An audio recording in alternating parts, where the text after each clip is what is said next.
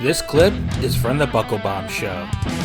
New episodes drop every Sunday here at Bomb Media Productions.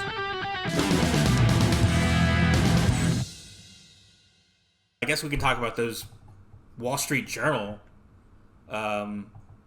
stories. I don't know if they're that big, though. I mean, if you want to, Wall Street Journal's kind of irrelevant. I feel like that's just like a Wall Street Insider newspaper. Like, I don't know how it would affect us. Yeah. I mean, doesn't really do anything for wrestling. It's not going to, turn the world upside down or everything. Wow. Yeah. What a time to be a wrestling fan right now. Vince McMahon has retired as chairman and CEO from the WWE. He is no longer the guy in charge, at least officially. And it seems to be true. He's not even pulling any strings, through family members like some people might have thought. At least the way things have been going on TV so far. This came about through a couple of Wall Street Journal stories. It's rumored that there's still another one on the way, though we'll see. It hasn't happened yet. It's been a couple of weeks, and it hasn't happened. So, but these stories were about some sexual misconduct, Vince having some relations with employees. One of them in particular, perhaps getting a promotion and a huge raise, doubling her salary that maybe wasn't legit. And then, of course, all the NDAs, $12 million over the last several years paid out in women that he's had sexual relationships with within the company. First off, what are your thoughts on the Wall Street Journal stories? And then what are your thoughts? And then we'll get to what this means for WWE in a little bit later on. Well, before I get into the journal itself, I was convinced that there was going to be two things that would outlive the entire world: cockroaches and Vince McMahon. This dude survived a damning steroid trial. This dude survived so many scandals and cover-ups. I thought literally nothing would ever be able to take him out, and I thought that he would still be running World Wrestling Entertainment long after I was gone. Yet here we are. Articles come out, like you mentioned, Wall Street Journal. And wow, what an eye-opening and disgusting culture it was behind the scenes of WWE that nobody really knew about. Well, I can't really say nobody because, shoot interviews, there was always people that alluded to things. I think with those being alluded to things, you have to take that with grains of salt, because at the time it was appearing like maybe scolded former employees of WWE. And now you actually see what it's for. And crazy enough, coming out in Wall Street Journal that has a very proven track record of getting their stories correct.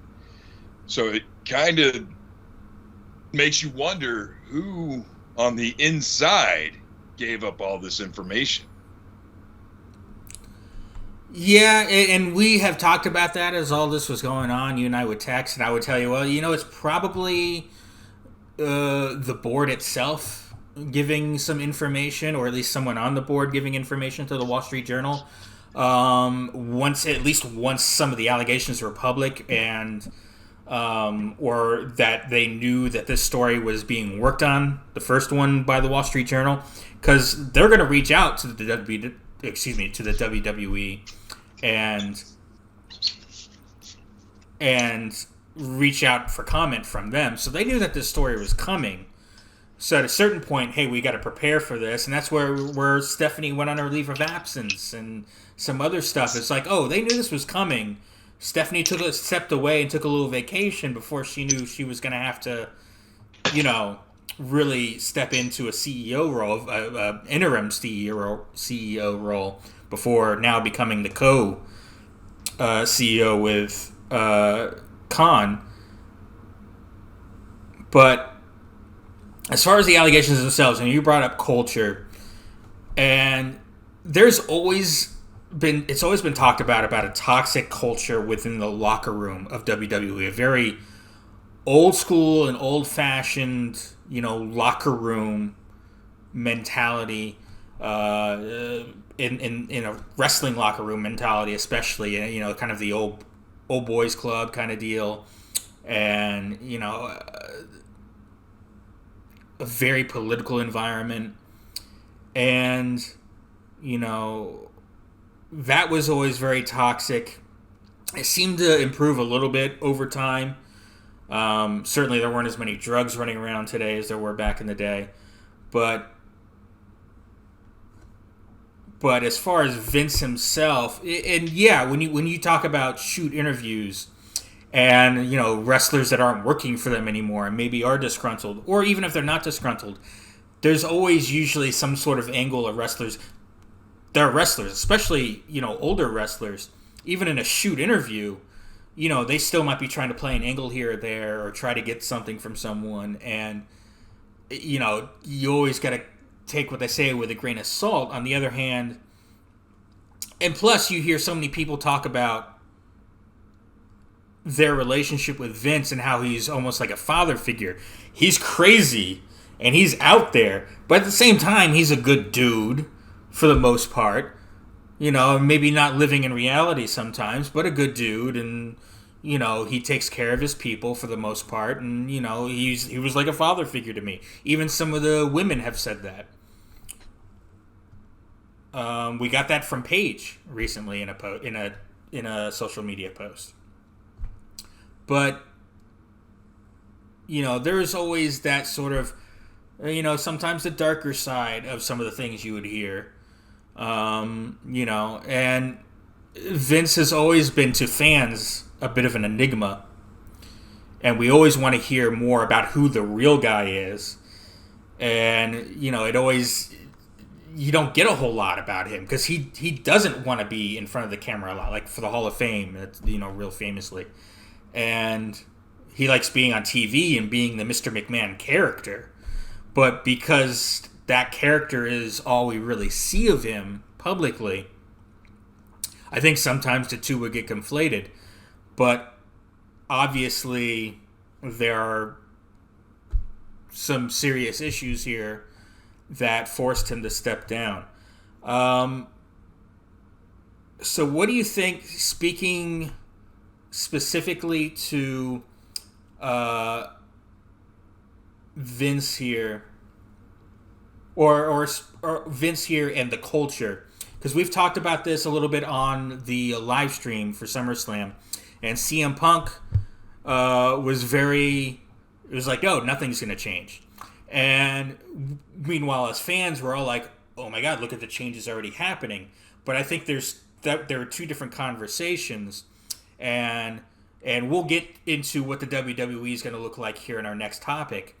But behind the scenes, that Punk was talking about, the culture of WWE, do you think that's going to change? Because I think where Punk's like, no, it's not going to change because it's Triple H in charge of the locker room still, and him and Triple H have a lot of beef, and Triple H was the game. He was a master at playing that political game, and within that toxic culture of the wrestling locker room.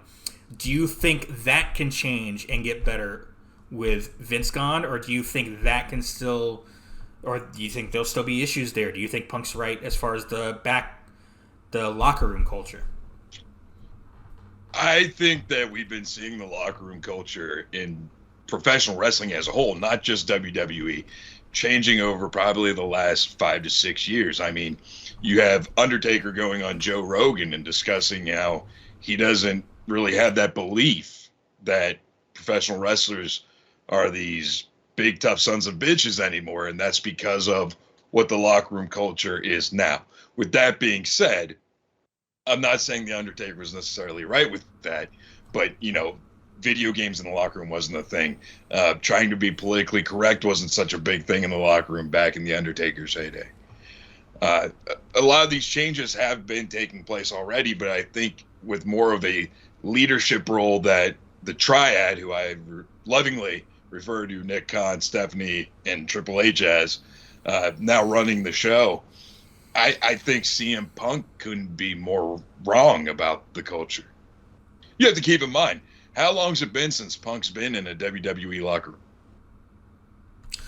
You're right there, and certainly there have been some, at least some face value changes. People apparently can get time off a little bit easier now, a thing that he couldn't do, and other changes that I think have sort of been forced on them as a publicly traded company. But there's still, and certainly, like I said, and you're right, like there isn't a drug culture in the locker room anymore. It's more of a video game culture. But there's still a lot of politics. There's still a lot of, I'm hurt, I'm injured. Do I really want to take time off to heal this injury? Because I might get punished. That sort of thing. Can we see that still happen? Because Triple H was very much a part of that world. Or do you think they're going to push things forward when it comes to things like that? Well, if I do recall correctly, and I could be completely wrong, and if I am, please correct me. If I'm not mistaken, it was Triple H that was spearheading a lot of the stuff with NXT when it came to brain injuries. And I think now in 2022, we know so much more about medicine than what we actually did even 20 years ago, believe it or not. We were making advancements in medical advancements every week, it seems like now. So the culture of being afraid of losing your spot due to an injury, I think, has gone out the window. I mean, we've seen this most recently with, not to give away too much, but Bayley coming back and seemingly jumping right back into the main event picture. So I don't think any of those issues are going to persist. I legitimately think that that's going to be one of the major changes for the better. Okay. All right. I think there will be some changes. I think it'll be, when it comes to locker room culture, that can take a while to shift some things. It's just a slow-moving beast. I think it will trend for the better and better over time.